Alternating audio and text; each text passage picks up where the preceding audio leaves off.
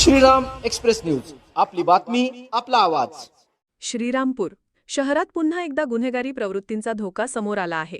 छत्रपती शिवाजी महाराज रोडवरील गोळीबारानंतर आता भाजपचे माजी नगरसेवक रवी पाटील यांच्यावर हल्ल्याचा कट रचला जात असल्याची धक्कादायक माहिती उघड झाली आहे। पाटील यांच्या कार्यालयाची रेकी करणारे 2 संशयित तरुण सीसीटीव्ही फुटेजमध्ये कैद झाले आहेत। शहरातील भगतसिंग चौकात असलेल्या रवी पाटील यांच्या कार्यालयाबाहेर ही घटना घडली। तोंडाला रुमाल बांधलेल्या आणि नंबर नसलेल्या दुचाकीवर आलेल्या 2 अज्ञात व्यक्तींनी संशयास्पदरित्या रेकी केली। धक्कादायक बाब म्हणजे त्यांच्यापैकी एकाच्या कमरेला बंदूक लावलेली स्पष्ट दिसत आहे। हा सर्व प्रकार कार्यालयाच्या बाहेरील सीसीटीव्ही कॅमेऱ्यात कैद झाला आहे। या घटनेमुळे शहरातील कायदा सुव्यवस्थेवर प्रश्नचिन्ह निर्माण झाले आहे। यापूर्वी शहरात गावठी कट्ट्यांचा वापर करून थरार घडवणाऱ्या आरोपींचा शोध अद्याप सुरू असतानाच ही नवीन घटना समोर आली आहे। अनेक ठिकाणी या दोन्ही घटनांचा एकमेकांशी संबंध असल्याची चर्चा सुरू आहे। माजी नगरसेवक रवी पाटील यांच्यावर यापूर्वीही 4 वेळा हल्ला करण्याचा प्रयत्न झाला असल्याचा खुलासा झाल्याने हे प्रकरण अधिकच गंभीर बनले आहे।